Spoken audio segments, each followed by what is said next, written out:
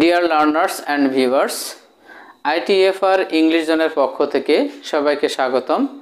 আজ আমাদের পঞ্চম ক্লাস বা 5 নম্বর ক্লাস।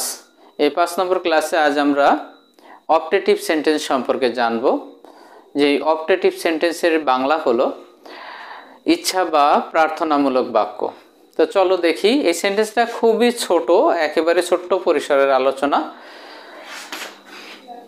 তো প্রথমে আমরা দেখি অপটেটিভ সেন্টেন্সকে আমরা সংজ্ঞায়িত করতে পারি কিভাবে। A sentence which expresses a wish or prayer is called an optative sentence.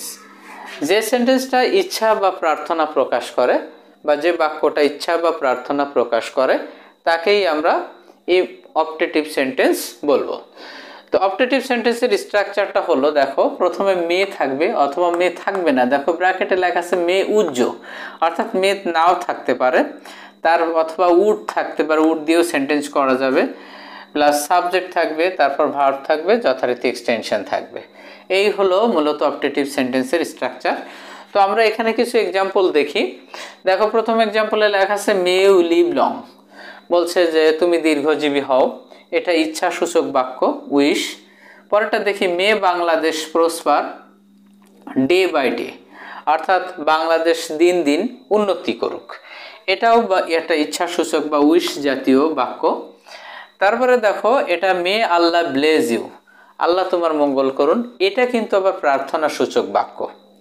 তারপরেরটা দেখি 4 নম্বর লং লিভ বাংলাদেশ। দেখো এখানে মে নাই, এই দুইটা সেন্টেন্সে পরপর মে নাই। লং লিভ বাংলাদেশ, বাংলাদেশ দীর্ঘজীবী হোক। 5 নম্বর লং লিভ আওয়ার চেয়ারম্যান, আমাদের চেয়ারম্যান দীর্ঘজীবী হোক। তারপর দেখো মে ইউ বি হ্যাপি, তুমি সুখী হও, এটাও প্রার্থনা, এটাও তোমার ইচ্ছা সূচক বাক্য, এটা ইচ্ছা সূচক বাক্য, এটাও ইচ্ছা সূচক বাক্য। শুধু এই 3 নাম্বারটা মে আল্লাহ ব্লেজ ইউ, এটা হলো প্রেয়ার বা প্রার্থনামূলক বাক্য।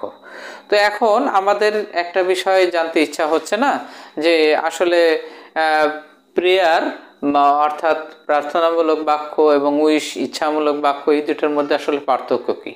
আসলে গঠনগত তেমন কোনো পার্থক্য নেই, এখানে শুধু সাবজেক্টের ক্ষেত্রে, অর্থাৎ আল্লাহ বা গড জাতীয় শব্দের অস্তিত্ব যে বাক্যে থাকবে সেটাই হলো প্রার্থনামূলক বাক্য, এবং যে বাক্যটায় আল্লাহ বা গড জাতীয় এই ধরনের কোনো শব্দ থাকবে না সেটাই হলো ইচ্ছামূলক বাক্য। তো এইটি হলো চেনার সর্বোত্তম উপায়। তো আজ এ পর্যন্তই, তোমাদের সর্বাঙ্গীন মঙ্গল কামনা করে এখানেই বিদায় নিচ্ছি। আসসালামু আলাইকুম, অল দ্য বেস্ট।